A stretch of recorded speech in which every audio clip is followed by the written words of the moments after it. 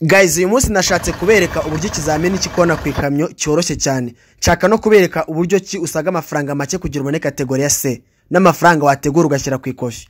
Kategori C ni urwego rw'icyabiziga rwisumbuye mu gihe cyose ufite kategori ya B. Kategori B ubutwara imizigo itarenga toni 5, ariko kategori C ubugiye gutwara imizigo irenga toni 5.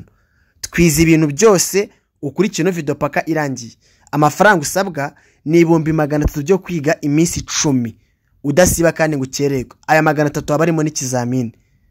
Wiga ibizamini 3 byonyine gusa. Cyakoze no munsi ngiye kwiga uburyo nakoze ikona. Rikorwa gute rero? Ikona kwikamye uburyo rikorwamo, uteraho bisanzwe ugakomeza imbere udakase. Waza kubona amakona yawe yose ugahagarara. Sinzi ubyumvise neza. Aho ni kwikamye. Hapana tuno dukabizo twa feke tuno kutubeni zikategori naga ari kategori C. Nukwenda mwapfuye kuzishyiraho mukazemera ariko ntago zemewe mu igazeti ya leta. Uburana ni gusubira inyuma kugira ngo usobanukirwe neza uburyo ugenda wegera uhunga ibumoso, iburyo,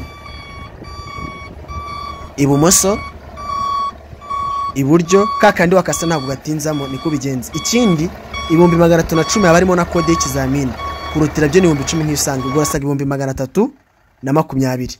Tugane muri skills tugufasha. Guys, rero murabona ko ikamyo ngewe ndagerageza cyangwa se ndayizi ntago ari ukuntu bwo kwirarira, ndagerageza cyane.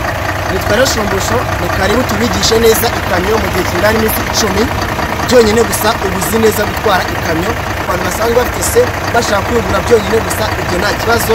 Ukamenya n'uburyo ushobora gutwara imodoka nta gutera impanuka bya hato na hato. Ikintu ugomba kumenya zirenze ibindi byose ni uko ikamyo ushobora kuyiga muri iyo minsi 10 ukabakuramo n'ikizamini.